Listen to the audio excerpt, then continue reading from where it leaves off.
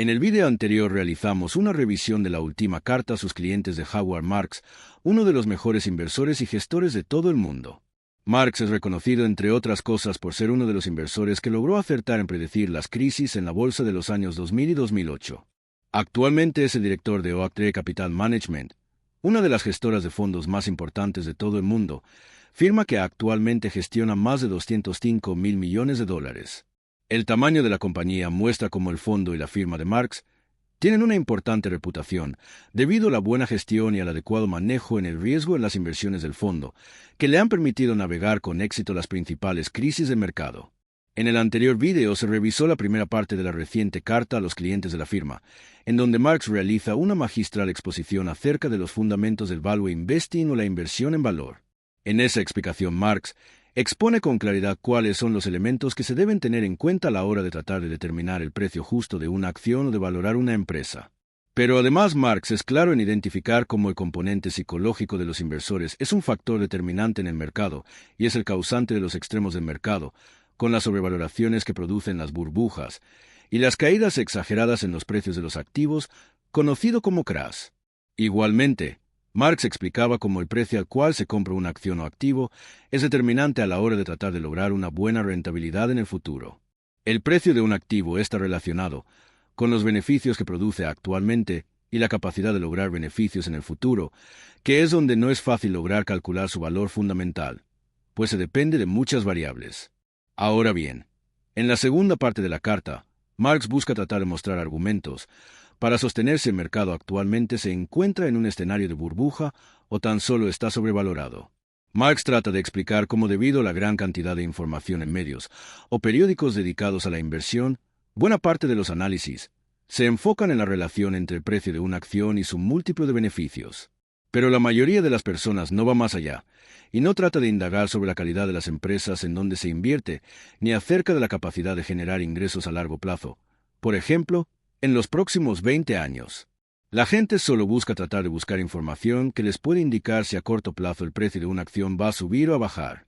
Pero Marks explica cómo son muchos los elementos que dan cuenta de la calidad de una compañía, tanto cuantitativos como cualitativos, y evaluar una empresa no debería reducirse a un solo ratio o a un algoritmo. Valorar una empresa requiere criterio, y se deben tener en cuenta muchas variables, que pueden en algunos casos ser difíciles de cuantificar.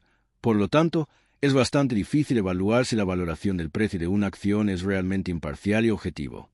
Los inversores suelen ser demasiado simplistas, pues para analizar si una acción está barata o costosa, solamente revisan el múltiplo PER de la empresa y lo comparan con el promedio del mercado del índice, y también confrontan el múltiplo PER con el de otras acciones de empresas similares y con el múltiplo histórico. En ese análisis se están considerando solamente los beneficios actuales para determinar si un activo está sobrevalorado o infravalorado. Pero de acuerdo con Marks, ese método tiene una alta posibilidad de llevar a un error en la valoración de un activo debido a la simplificación del análisis. Ahora bien, a renglón seguido, Marks trata de explicar la situación actual del mercado.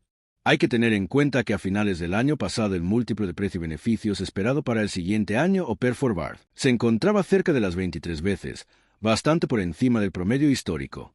En ese momento JP Morgan proyectaba que, con esos múltiplos, la rentabilidad anual esperada para los próximos 10 años en la bolsa americana estaría entre -2 y el 2%.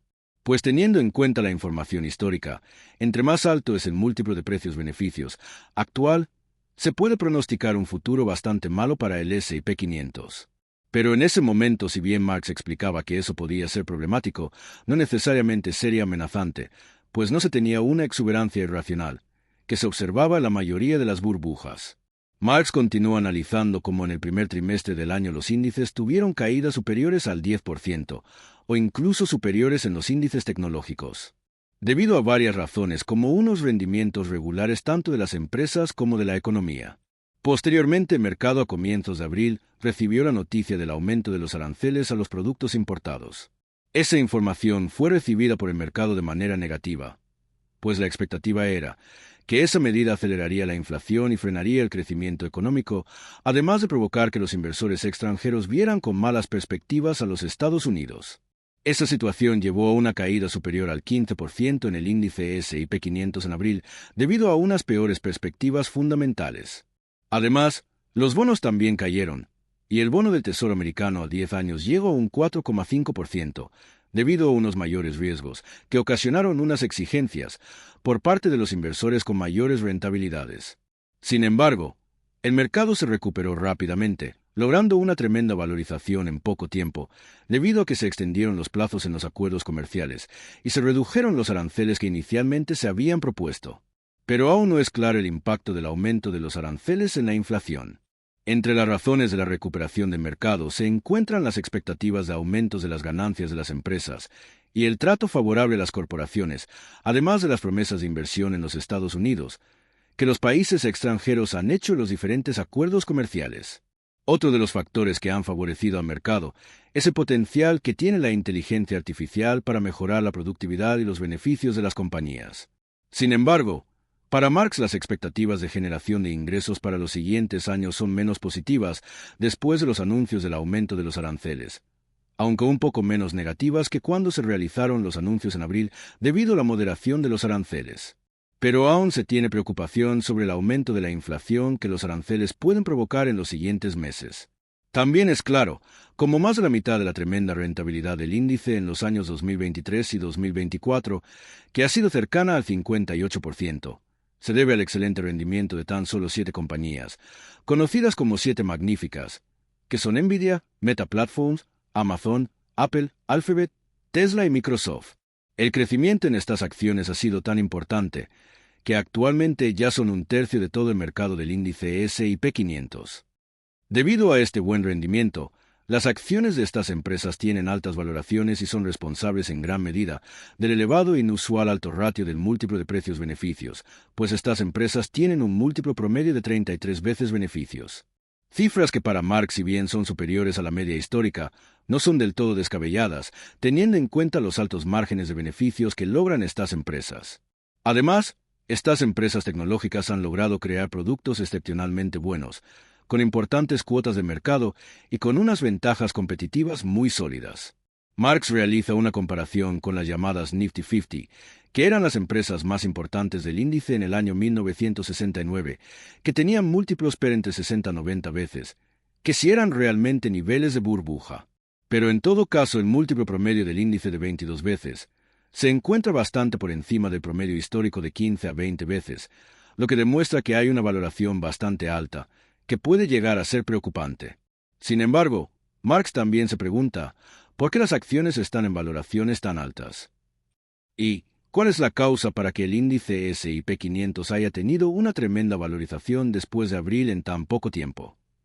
Aun considerando los riesgos de un posible aumento en la inflación y un posible efecto negativo de los aranceles en el crecimiento económico y la afectación de la imagen en el exterior de los Estados Unidos, como principal destino de la inversión en todo el mundo, Marx contempla las siguientes razones. Por un lado, los inversores por naturaleza tienden a ser optimistas e invierten con la expectativa de obtener ganancias en un futuro, y esto ocurre de manera recurrente en los inversores en acciones, y ese sentimiento es difícil de vencer. Igualmente, si se sostiene un sentimiento optimista, los inversores pasan por alto los acontecimientos negativos o ambiguos e incluso les pueden dar una interpretación positiva. A nivel histórico, la última corrección importante terminó a comienzos del año 2009, lo que implica que ya se tienen más de 16 años en los cuales el evitar el riesgo se vio penalizado, pues comprar en las caídas no permitió una recompensa justa. Por lo tanto, en los años recientes los inversores no han experimentado una caída prolongada en los mercados. Aunque los inversores mayores sí han experimentado algunas correcciones importantes, pero al pasar el tiempo, es posible que estos se han dejado llevar por un falso sentimiento de seguridad. Esto implica que ningún inversor experto, novato o profesional, menor de 35 años han vivido una corrección prolongada en el mercado. Marx explica cómo si bien los Estados Unidos probablemente sigue teniendo los mejores fundamentos para los inversores en el mundo, los inversores puede que no estén contemplando que las posibilidades sean menores a las de años anteriores. Otra de las razones del alza reciente en la bolsa puede ser el llamado taco trade, que significa que Trump siempre se echa para atrás, lo que implica que muchos anuncios con respecto a los aranceles no se llevaran finalmente a cabo. En esa misma línea, es posible que los inversores estén comprando debido al efecto FOMO, en donde tienen miedo a perderse algo como un buen rally, sin preocuparse por las posibilidades de que, En cualquier momento, el mercado genere rendimientos bajos o incluso pérdidas importantes. Pero también hay que considerar que en el consenso de mercado y de los inversores con los precios actuales, se tenga una perspectiva fundamental mucho más positiva que la de Marx. Por lo tanto, los fundamentos del mercado actualmente pueden ser menos buenos que hace unos 8 meses, debido a que los precios de los activos tienen unos múltiplos de beneficios altos con relación a sus valores históricos. Con esos elementos en cuenta, Marx considera que buena parte de las recientes valorizaciones de los mercados, del sector inmobiliario e incluso de las criptomonedas se debe a la psicología positiva y al efecto riqueza, que ha sido jalonado por la creencia de la mayoría de los inversores de que no hay otra alternativa de inversión diferente a los mercados de los Estados Unidos y a la preferencia de las acciones relacionadas con la nueva tecnología de la inteligencia artificial.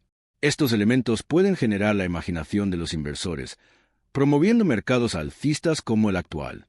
Finalmente, Marx trata de presentar un contratesis, en donde busca argumentos que se opongan a su postura, pues es una manera de evaluar su validez. Entonces Marx explica cómo el múltiplo que relaciona el precio de la acción con sus beneficios o PER es el resultado de calcular el flujo de ganancias futuras traídas a valor presente. Pero para calcular ese múltiplo hay que asumir una tasa de crecimiento de los beneficios, su durabilidad y la rentabilidad del capital que se invierte.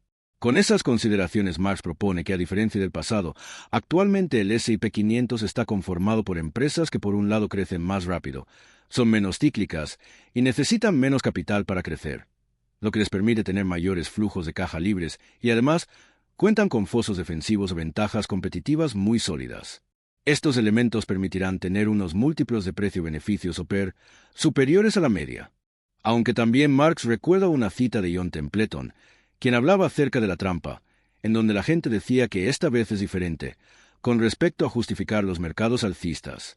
Pero Marx reconoce que hay que tener en cuenta que es posible que los nuevos desarrollos de inteligencia artificial cambien el mundo, sin desconocer que cuando ocurren estas disrupciones, algunas veces los inversores tienden a tener en consideración demasiadas compañías, que a menudo son las equivocadas, como si tuvieran realmente posibilidades de éxito, situación que algunas veces no ocurre.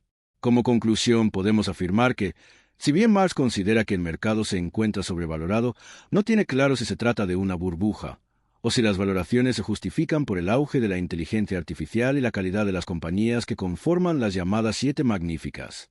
Recuerda que en la descripción del vídeo encuentras el enlace de mejor curso para aprender análisis técnico y fundamental para invertir en acciones. Igualmente se encuentra el enlace de la mejor plataforma para comprar acciones de la bolsa, regulada en los Estados Unidos.